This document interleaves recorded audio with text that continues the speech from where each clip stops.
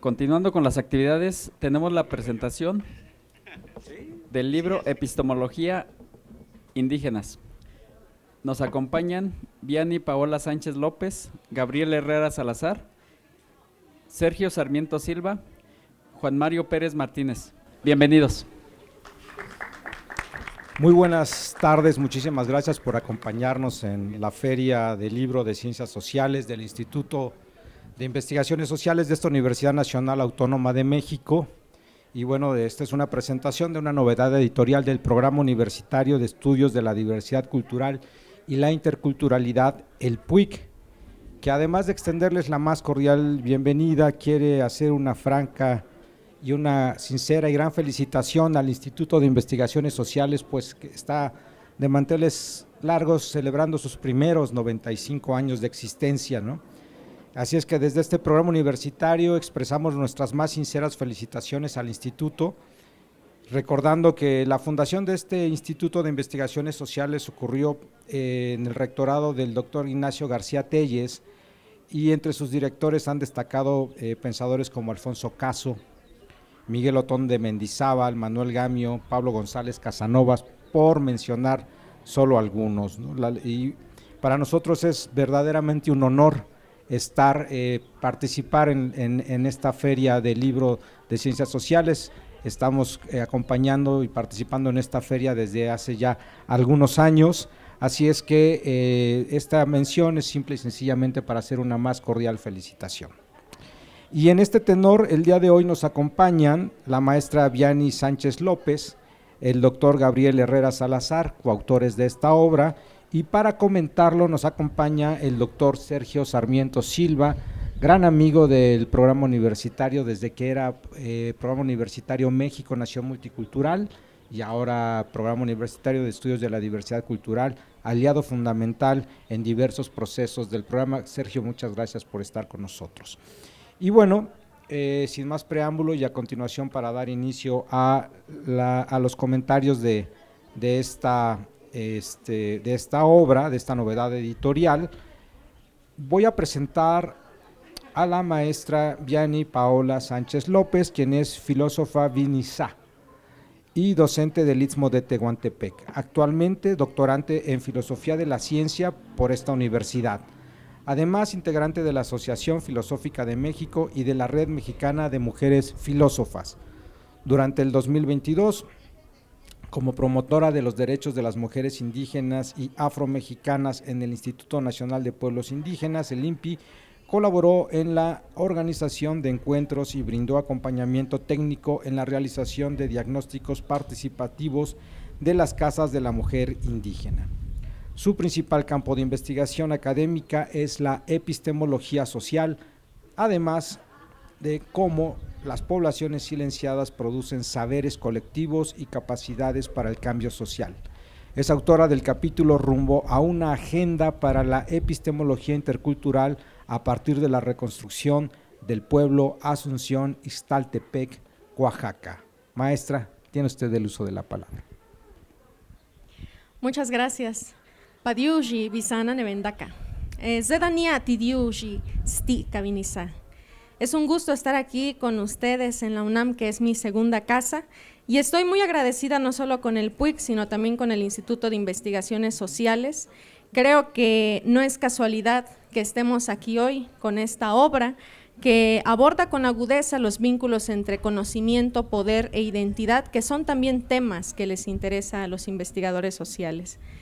Y este volumen quiero comentarles que no parte de un campo de estudios ya definido, no parte ni siquiera de una pregunta cerrada, sino como sugiere el título, que yo creo que hubiera sido más apropiado ponerlo entre signos de interrogación, se trata de una provocación, una invitación al pensar, al dialogar. Es posible hablar de epistemologías indígenas sin reducir, sin homogenizar, sin capturar, sin instrumentalizar los saberes originarios. Y esta pregunta creo que atraviesa todos los capítulos del libro y da lugar a respuestas plurales. En cada capítulo creo que van a encontrar ustedes una discusión acerca de si es pertinente hablar de epistemología cuando hablamos de saberes indígenas, o incluso de lo indígena, cuando en realidad estamos hablando de proyectos civilizatorios tan heterogéneos y diferentes entre sí. Uno de los aciertos que encuentro en este libro es que no busca ofrecer una teoría que homogenice estas epistemologías indígenas, tampoco se trata de hacer un abordaje filosófico tal como estamos acostumbrados a ver la filosofía como una reflexión abstracta, descorporizada, sino que tratamos de documentar y analizar procesos concretos de producción de conocimientos situados, colectivos y anclados en territorios específicos. Me fascina que esta obra nos reúna a pensadores de distintas geografías.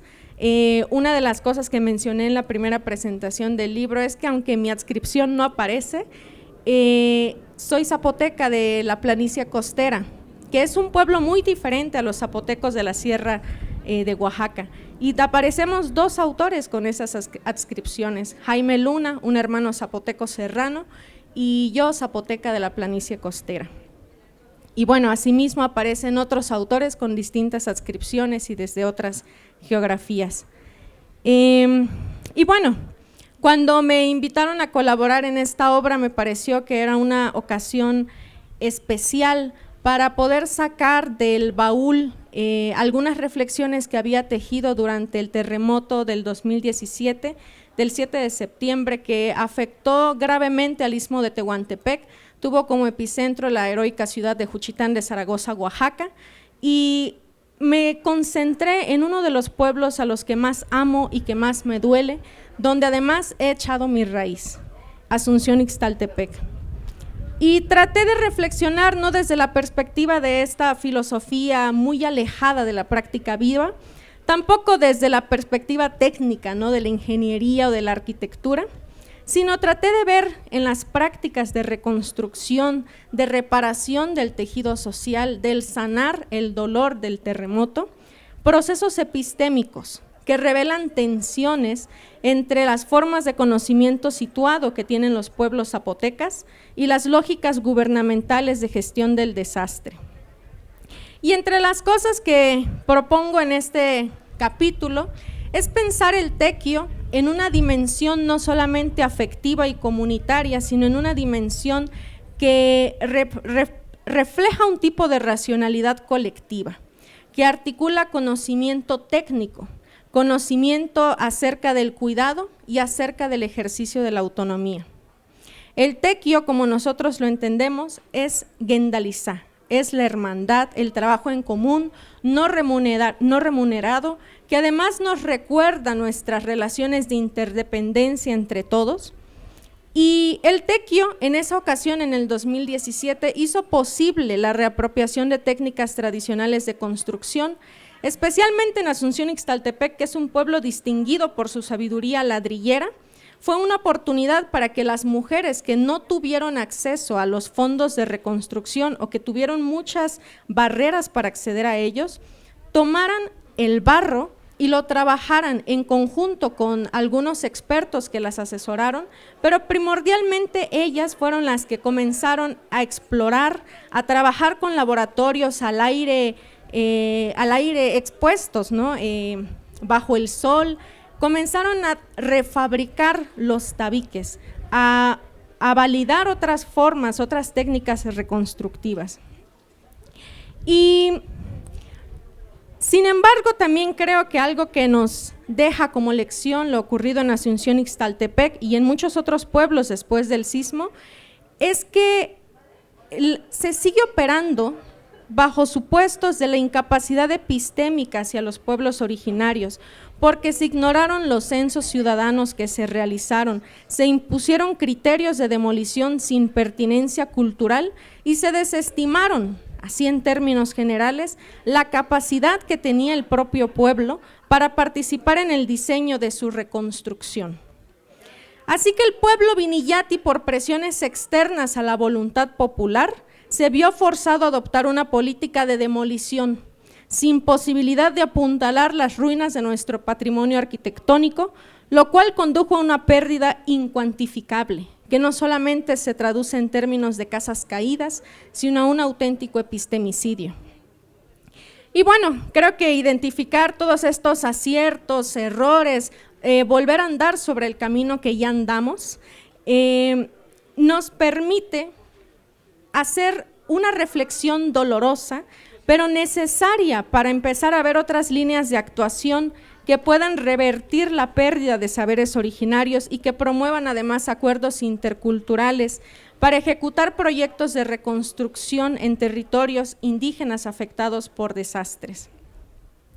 Ahora bien, para no hablar solo de mi capítulo, me parece que en este mismo sentido todos tratamos de hacer una reflexión territorializada.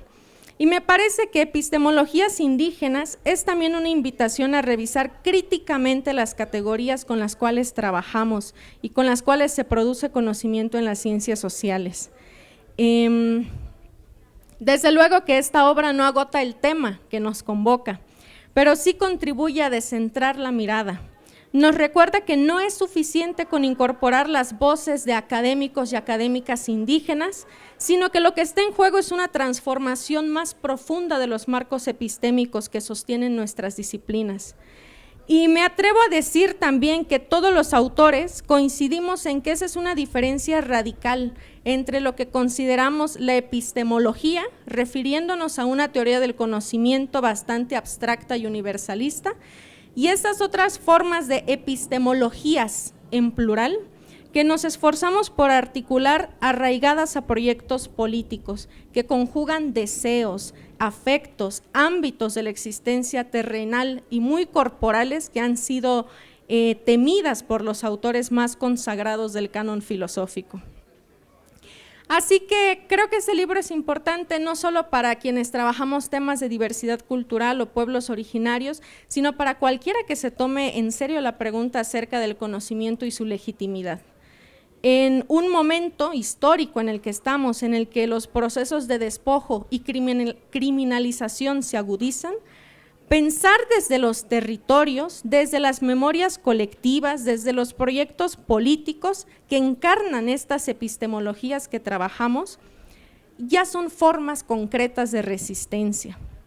Y reitero algo que también ya dije en una presentación anterior, para mí el hecho de que existan este tipo de publicaciones nutre la esperanza de los procesos de justicia que se pueden impulsar desde las universidades y desde las instituciones en general, porque se puede apoyar la restauración de las capacidades creativas, expresivas y organizativas que se le han sido negadas a los pueblos indígenas. Y para cerrar, quiero agradecer nuevamente al PUIC, a todos los colegas que hicieron posible este libro, a quienes nos escuchan. Xquiche Pelatu, Nesicaruguye.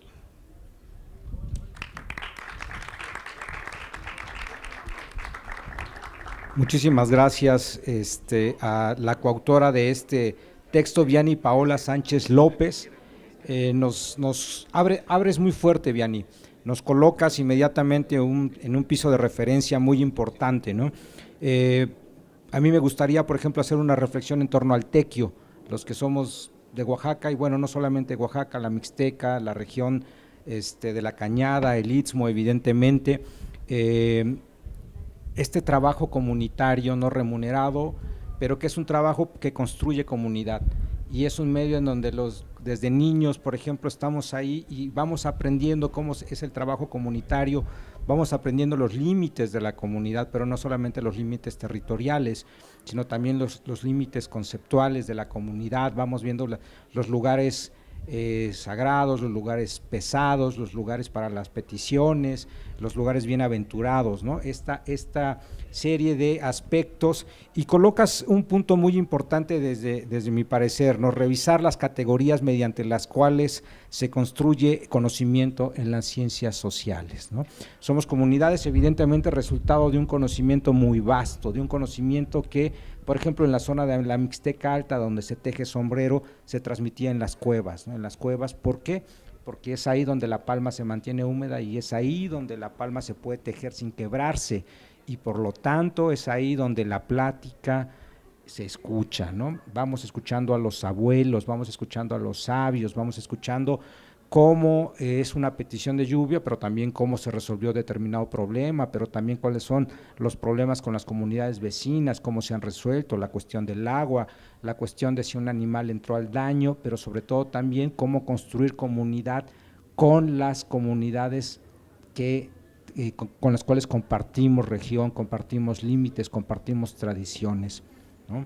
Y en este sentido, entonces, es que este libro, evidentemente, en esta reconfiguración de las categorías de análisis de los conceptos, José del Val, que fue director fundador de este programa, mencionaba que actualmente presenciábamos y que se estaba dando una batalla por reconceptualizar, y evidentemente hay una necesidad imperante de la revaloración que se realiza en torno, y bueno, que se puede revisar y que se puede leer en torno en esta obra Epistemologías Indígenas, que hay que comentarlo también, bueno, acompaña a una obra primigenia coordinada por Heriberto Ponce con una temática similar. En este aspecto, entonces, es que ahora toca el uso de la palabra al doctor en filosofía por la Universidad Nacional Autónoma de México, Gabriel Herrera Salazar, que además está con una estancia postdoctoral en Humanidades en la línea de Filosofía Moral y Política por la Universidad Autónoma Metropolitana, la UAM Iztapalapa. Es integrante del Sistema Nacional de Investigadores Nivel 1, sus líneas de investigación son Filosofía, Ética y Política de la Liberación.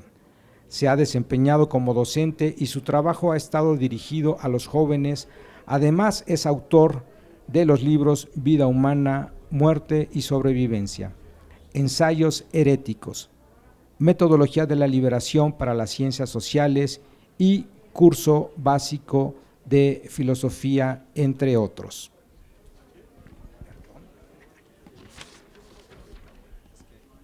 Para quien no trae tantos papeles, sino para que se le hagan bolas a uno. Adiós. Perdón, gracias. Desde 2010 es integrante de la Asociación de Filosofía y Liberación y además es autor del capítulo Filosofía Maya antes de la invasión. Gabriel, tienes el uso de la palabra. Colabal, Cojolabal. Gracias en castellano por la presentación. Es de las pocas veces que nos presentan. No es cierto. No, muy amables todos. Espero que, bueno, en esta feria en la que estamos, aquellos que están vendiendo y aquellos que están dando vueltas, viendo los libros, también nos escuchen, ¿no? Y pues yo qué les puedo decir, a mí me encantó el equipo, ¿no? que conforma los otros autores, compañeros, hermanos, hermanas que están ahí. Me parece, yo qué les diría, cómprenlo, cómprenlo así nomás sin que lo puedan, sin que lo lean, nada más cómprenlo de cariño, de corazón y después léanlo con calmita, ¿sí? Ahí está puesto el corazón de muchas personas, no solamente de los que escriben, sino más bien lo que ellos representan alrededor o lo que representamos alrededor de lo que está detrás de esas palabras, ¿no? Hay mucha gente detrás de ese libro, hay muchos corazones y creo que eso es lo que vale mucho la pena también, ¿no? No solamente los escritores, sino todo el equipo que hicieron posible un trabajo como este. Eso en un principio. Ahí nos vamos a encontrar que autores, personas que se están acercando a conocimientos de diferentes maneras.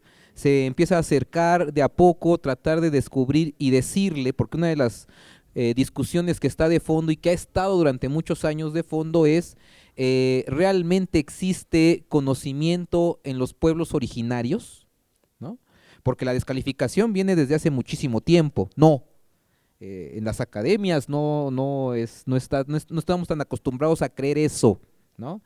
En algunas partes se ha dicho, por ejemplo, que la palabra, por ejemplo, filosofía o epistemología no son parte del vocabulario de los pueblos originarios, pues no, como tampoco la historia, como tampoco la filosofía, como tampoco un montón de palabras. Sin embargo, eso no quiere decir que la práctica, ¿no? La parte práctica no se haga de una manera filosófica, ¿no? Y de ahí decanta una epistemología, un modo de acercarnos a la realidad de manera distinta. ¿Por qué?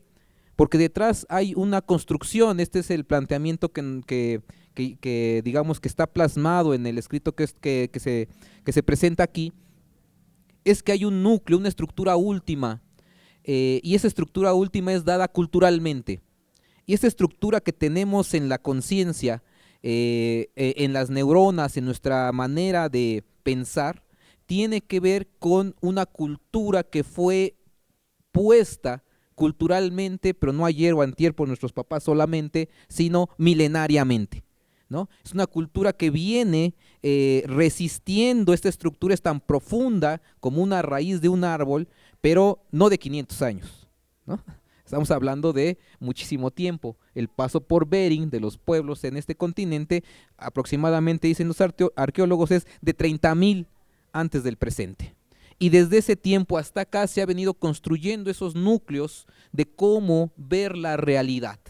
Y esto no se puede quitar con algo tan fácil, digamos, con 100 años de colonización, 200 años de colonización, 500 años de colonización. Esto no se puede quitar. Una raíz tan profunda no se quita con tan poco tiempo.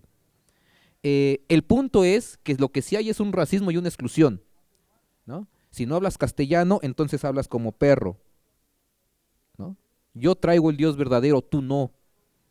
Nosotros amamos, ustedes se reproducen como animales. Nosotros somos los guapos, ustedes son los feos. Eso existe. Lo que no existe, eso existe. Lo que no existe es la apertura a hacer un diálogo un poco más en horizontal, de decir nosotros pensamos así, ustedes cómo piensan. Porque cuando se hizo ese diálogo en Tlatelolco, aventaron los perros para matar a los clamatinimes que tenían la palabra. Ese es el diálogo, eso fue el diálogo. Y de eso hasta acá uno puede entrar a las universidades, uno puede entrar a los programas de estudio, y claro, lo primero en filosofía es hay griegos, y en Grecia nació la filosofía. Aquí no, porque ni castellano hablas. Este tipo de descalificaciones son muy fuertes. Es más, nosotros estamos escribiendo en castellano, ¿no? Aquí está en castellano. ¿Por qué? ¿Por qué no en náhuatl, ¿no? ¿Por qué no el tzotzil? ¿Por qué no el celtal, ¿no? ¿Por qué no en tojolabal? ¿Por qué? Porque nadie lo va a leer. Al menos nosotros lo vamos a leer, pero digamos los que están, los dueños de la academia no lo van a permitir, ¿no? Entonces tampoco tenemos que ir en contra de lo que ya está institucionalizado y que nos ha dado muchos resultados, ¿no? Es decir, yo les comentaba un poco, somos al menos este sujeto aquí parado, es de una generación que tuvo que desprenderse de la comunidad originaria de donde veníamos, que éramos mayas, ¿no? Y ahora estamos aquí, perdimos muchas cosas, pero hay cosas que no se pierden nunca, jamás. Eso uno lo viene descubriendo con el tiempo. Es decir, cuando uno empieza a tener un poco más de conciencia, yo me daba cuenta, ¿no?, de estas maneras en que nos mostraban de infantes el mundo, en el primer conocimiento, que es muy inconsciente para nosotros. Cuando vamos tomando de conciencia de cómo fuimos educados, nos damos cuenta, al menos en lo personal, me fui dando cuenta que mis padres ni siquiera tenían conciencia de esta manera de que nos educaban. Sin embargo, ahí ya había un núcleo que no venía de ellos, sino de cómo les enseñaron a ellos, y así sucesivamente hasta hace mucho tiempo. Entonces, el que nosotros no estuviéramos de lleno en la comunidad maya no hace que no tengamos una cultura maya en la Ciudad de México, por ejemplo. ¿Y qué ganamos aquí? La universidad, ¿no? Porque entonces pudimos acceder a la universidad, y en este perder algo de la comunidad ganamos en la manera de sistematizar el pensamiento a la manera como hacen filosofía los griegos o cualquiera. Esto se gana también, ¿por qué? Porque hay una resistencia. ¿Hay filosofía? Claro que hay, por supuesto que hay, porque todo aquel que ama la sabiduría, todo aquel que se dedica a pensar, cuando ya eres ser humano, Homo sapiens, desde ahí ya empieza el momento de las preguntas ontológicas, ¿no? Estas preguntas ontológicas de todo grupo humano es: ¿qué soy? ¿Dónde estoy? ¿Por qué estamos aquí? ¿De dónde venimos? ¿Cuál es nuestro origen? Y estas preguntas en todas las culturas, no solamente en Grecia, no solamente en Europa o Alemania, se están dando en todos los grupos humanos desde el Paleolítico. Desde que el Homo sapiens es Homo sapiens, se hace estas preguntas y hay una respuesta a esa pregunta ontológica. Venimos del maíz. Independientemente si esto es empíricamente verdadero o no, hay una respuesta a una pregunta filosófica que es: ¿de dónde venimos? ¿Por qué estamos aquí? Alrededor del fuego, con el abuelo de la comunidad, el más joven que tiene la inquietud: ¿de dónde venimos? Te voy a contar la historia. Y ahí comienza ya una respuesta a una pregunta ontológica, y eso ya es filosofía. Pero no suele decirse eso. La filosofía nace en Grecia, ¿no? Risas, ¿no? Es decir, claro, si yo digo esto en la facultad de filosofía me corren, ¿no? Me echan rápido, ¿no? Porque claro, nosotros lo que estamos diciendo es, ojo, el pensar filosófico, el pensar humano, ya ontológicamente hablando, no comienza en Grecia, sino en cualquier grupo humano que reflexiona sobre sí mismo, su existencia, por qué venimos, de dónde estamos aquí, cuál es nuestro origen. Y la respuesta, aunque esté envuelta, pareciera ser de mito, ya es un mito que tiene una racionalidad, da una explicación ontológica. Venimos de Unampu Exbalanque, ¿no? Nuestros padres creadores del mundo maya, ¿no? El primer maíz, y ahí con esa carne, con ese maíz, se formó la carne humana y nacieron los primeros padres y las primeras madres que van a dar origen a todo el ser humano, ¿no? El Popol Vuh. Y claro, pero si uno dice, mira esto, no, lo dijo Heidegger, está en alemán, es el Dasein, entonces no es filosofía, ¿no? Entonces este tipo de descalificaciones están muy arraigadas, y esto también lo vivimos en las academias, pero es importante, por eso es importante este libro. Este libro es importante porque hay diferentes personas de pueblos originarios que están aportando a cómo desmitificar, desfetichizar este discurso hegemónico de yo soy el que trae la verdad, tú no, ¿no? Yo traigo el Dios verdadero, el tuyo es falso, ¿no? Estas cosas son las que tenemos que ir quitando de a poquito. Porque además, me preguntaba, ¿no? ¿Por qué tendríamos que hacer un tipo de filosofía como lo hacen la academia, ¿no?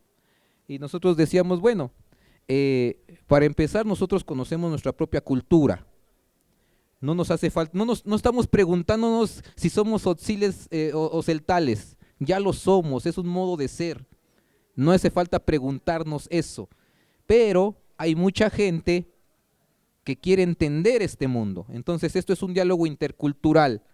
Lo pongo en categorías occidentales filosóficas para que los occidentales lo entiendan un poco, a lo mejor a la aproximación de estos otros mundos que no es el del Dios único, sino el de Ometeotl, Aloncualom, Tocapu y Maimana, hombre-mujer, ¿no? Curiosamente y paradójicamente, del dos, que es Ometeotl, surge el uno, Quetzalcóatl, ¿no? Es decir, no es el uno y después el dos en esta lógica en la que estamos acostumbrados, es el dos y después el uno, en otra lógica cultural totalmente distinta, porque no se concibe el mundo sin hombre y sin mujer, no puede existir.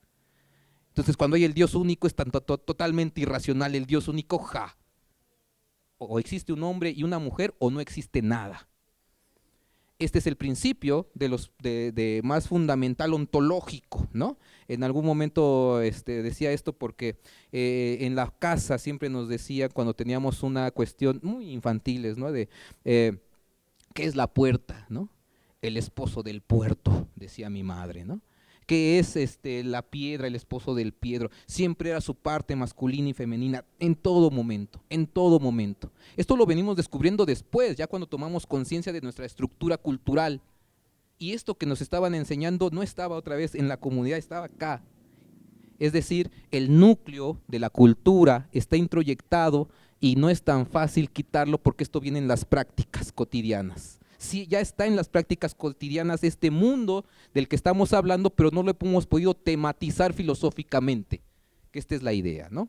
Entonces, dentro de estas epistemologías está el acercamiento al conocimiento, que siempre tiene un racismo detrás, ¿no? El acercamiento al conocimiento puede ser, por ejemplo, esta es la medicina, ¿sí? Lo de la medicina siempre es un picar piedra, ¿no? Esto es la medicina, ¿no? Y entonces dice, me duele la panza, vete al médico que te dé una pastilla, puedes tomarte un té, dice la abuela, ¿no?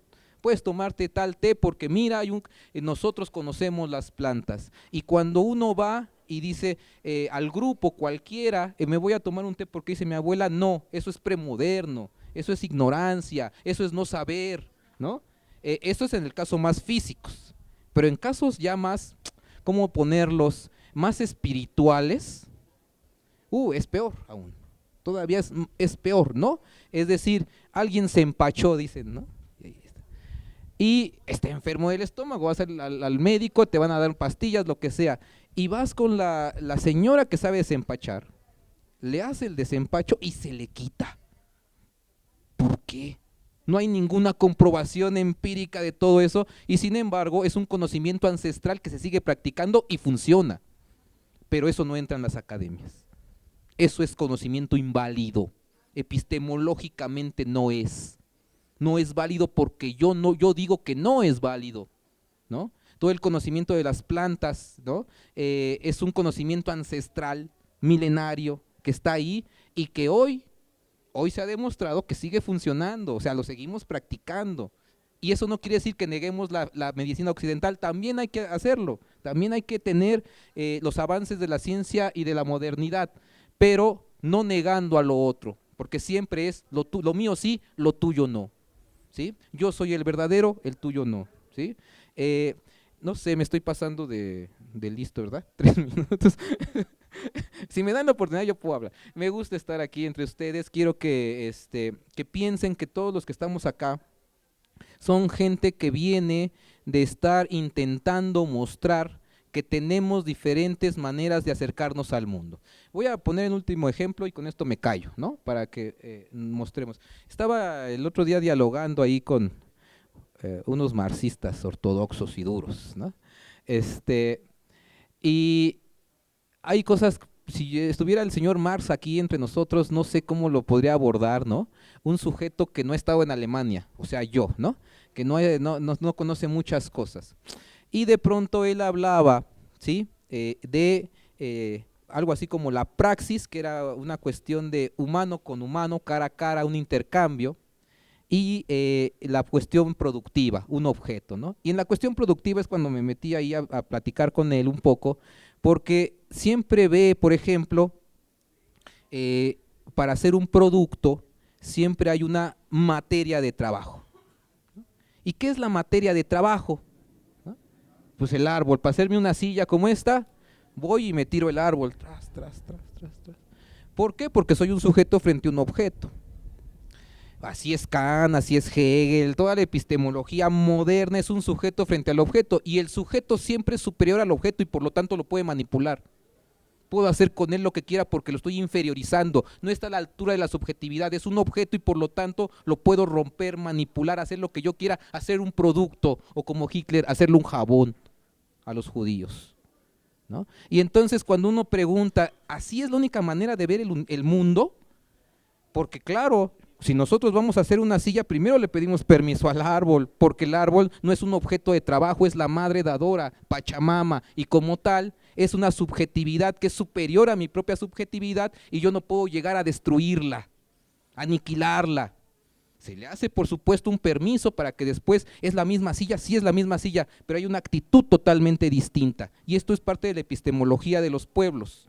Hay una epistemología, un acercamiento, una actitud a la propia, a los medios naturales que nos rodean, que no podemos verlo como medios de trabajo solamente, o como materia de trabajo, materia prima, no, es la dadora de vida, ¿no? Pachamama, y por lo tanto no se le puede ver como materia de trabajo. Yo no sé qué me diría el señor Marx ante esto, ¿no? Por ejemplo, porque él sí tiene una epistemología sujeto-objeto.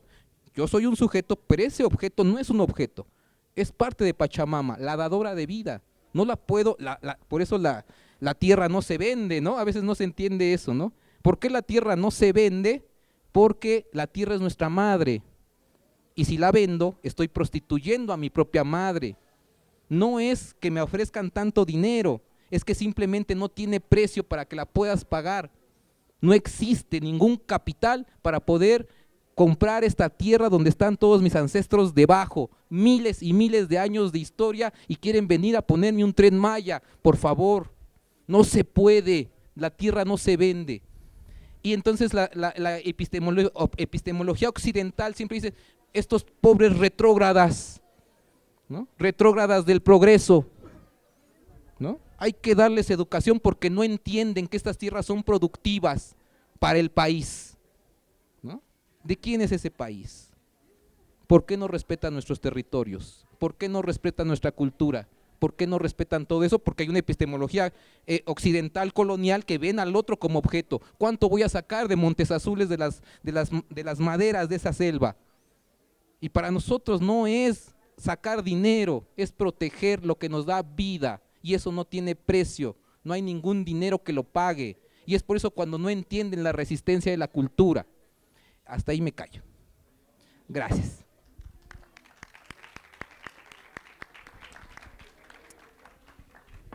Agradecemos las palabras del doctor Gabriel Herrera Salazar y en efecto, en concordancia, ¿no? Somos seres de maíz.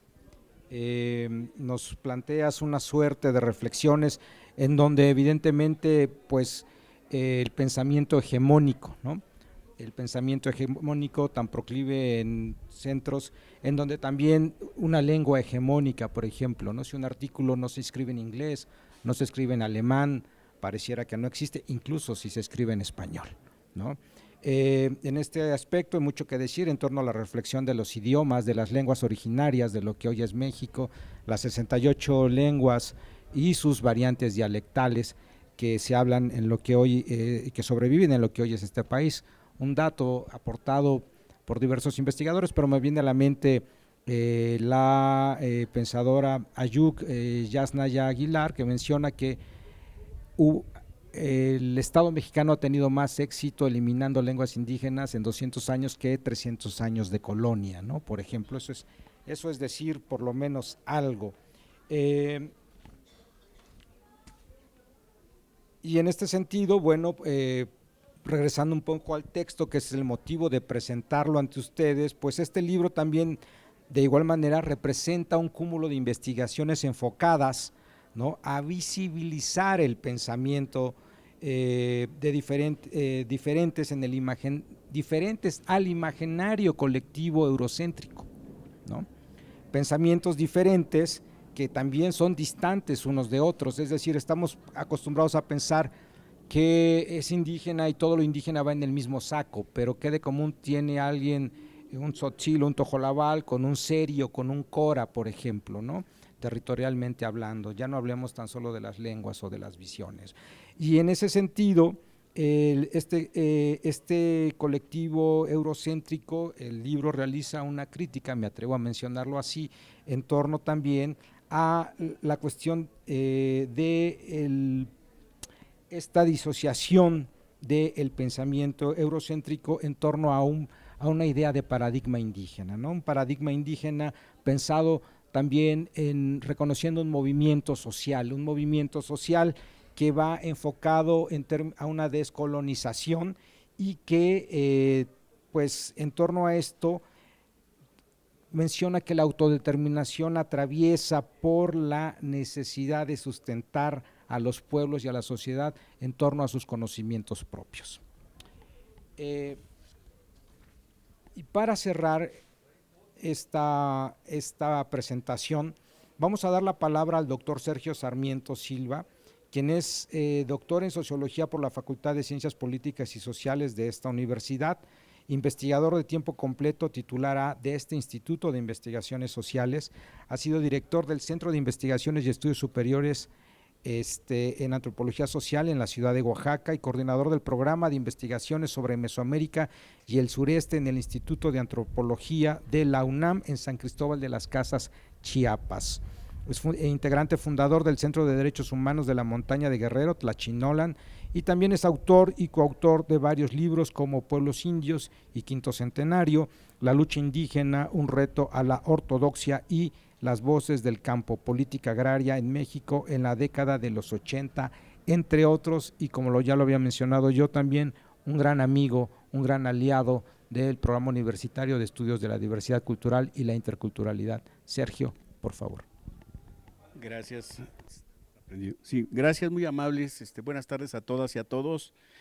Pues antes que nada quiero agradecer la invitación a la presentación de este libro de epistemologías indígenas, coordinado por Carolina Sánchez García y José del Val, que de gratos recuerdos tengo de él. Lo conocí hace muchos años, anduvimos por varios lados, ¿no?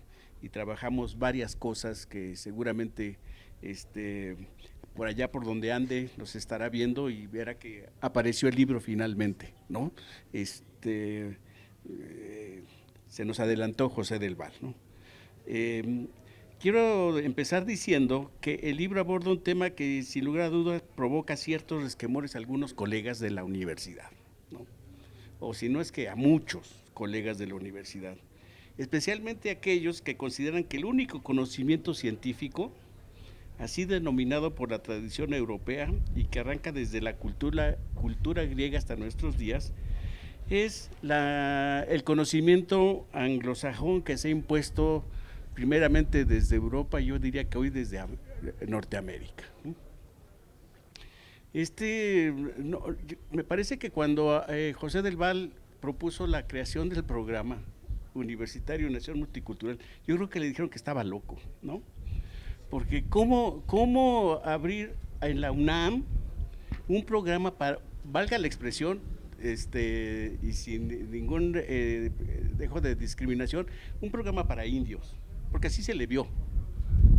En esos años, fíjense, en este siglo XXI, cuando se crea el programa México Nación Multicultural, ¿cómo un programa para indios? No, es un problema de la gente, de la burocracia universitaria, de muchos universitarios de la UNAM de hoy, ¿no? Que piensan que el único conocimiento válido es el conocimiento que viene de fuera, ¿no?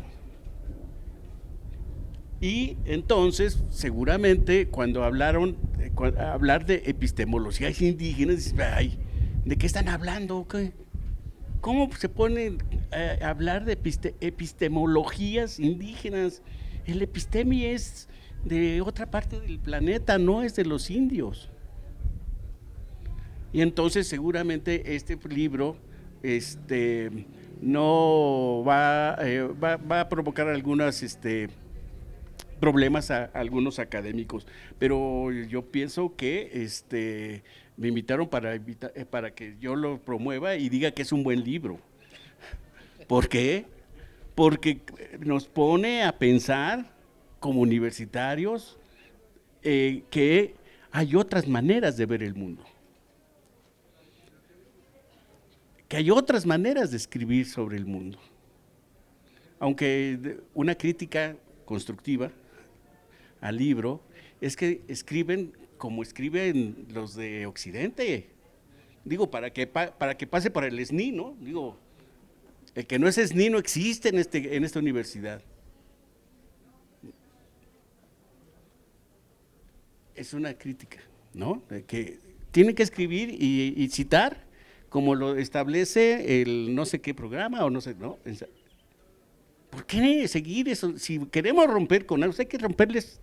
No, hay que empezar a romper muchas cosas, ¿no?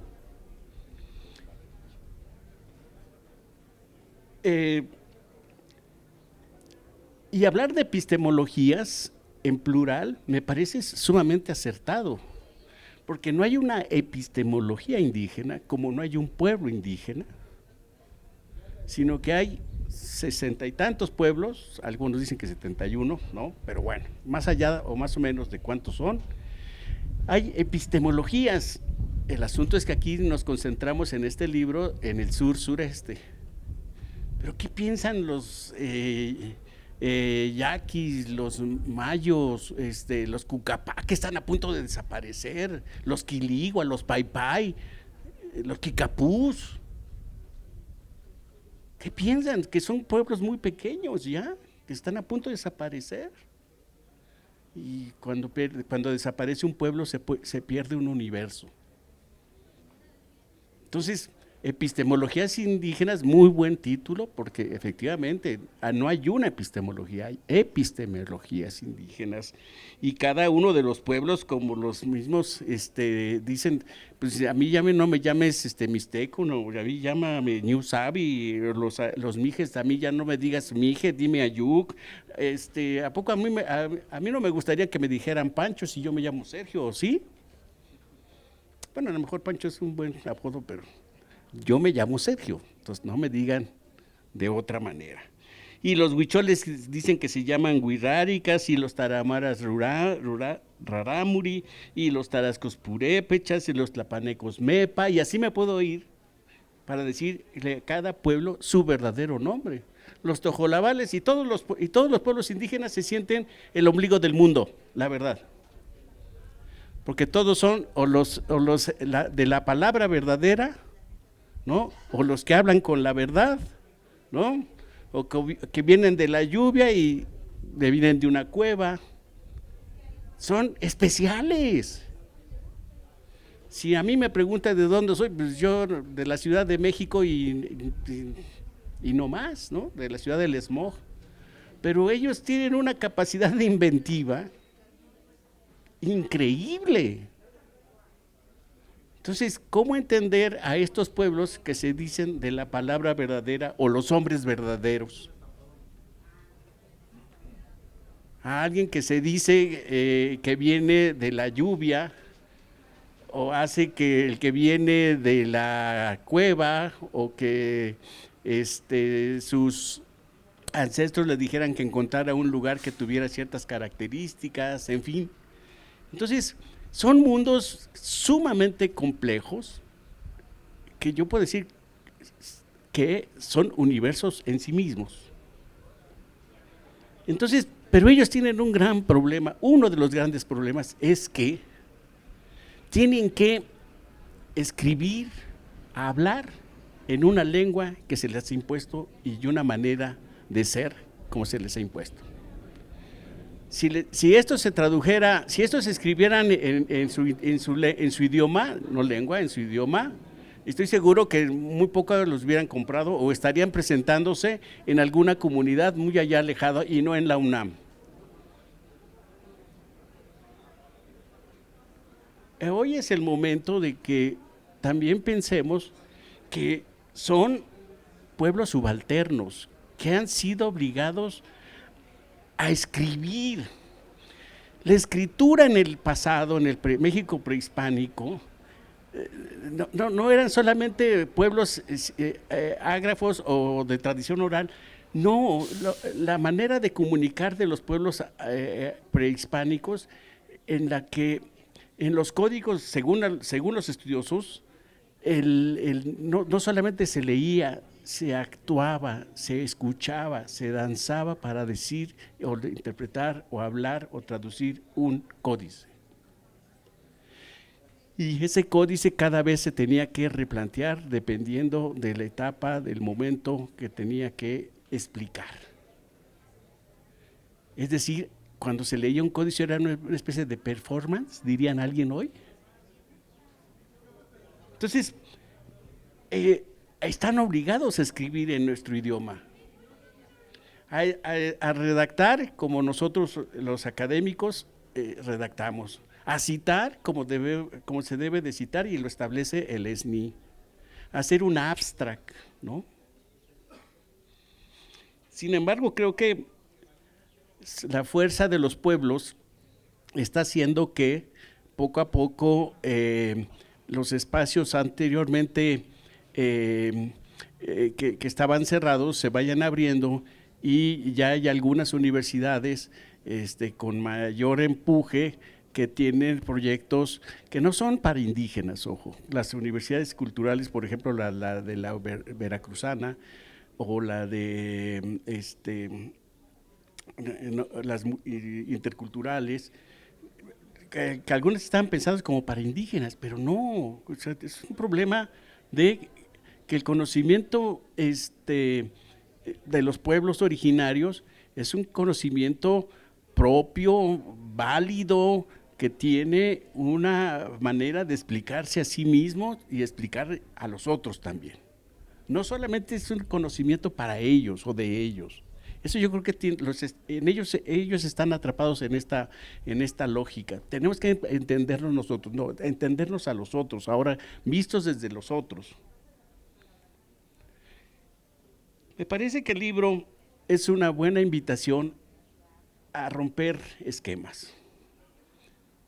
Si alguien quiere darse de topes en la pared, si alguien quiere abrir su mundo a otras percepciones, lean el libro, léanlo con una mente abierta, porque en ellos están expresados con palabras que todos reconocemos, pero en ellas hay vivencias, experiencias, sueños, sentimientos, emociones.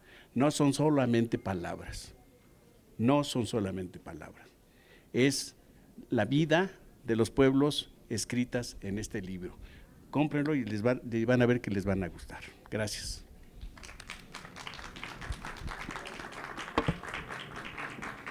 Muchísimas gracias al doctor Sergio Sarmiento. Pues hemos rebasado el tiempo que tenemos por la feria y tengo entendido que va a haber un acto de clausura. Así es que pues no me resta más que agradecerles a los coautores que están aquí presentes, Vianney Paola Sánchez López, Gabriel Herrera Salazar, y al comentarista del texto, el doctor Sergio Sarmiento. Agradecer la presencia de todas, todos y todas ustedes y invitarlos, lo tenemos en esta ocasión con un especial descuento en el stand, en la mesa de ventas del PUIC, y bueno, si alguien quiere acercarse con posterioridad, nos encuentran en el Programa Universitario de Estudios de la Diversidad Cultural y la Interculturalidad, Río Magdalena número 100, Colonia La Otra Banda. No es esta, sino la otra banda. Y bueno, pues muchísimas gracias al equipo de la Secretaría Técnica del programa, muchísimas gracias a los autores. Sergio, de verdad, muchísimas gracias, es para nosotros un honor contar siempre con tus palabras. Hasta la próxima.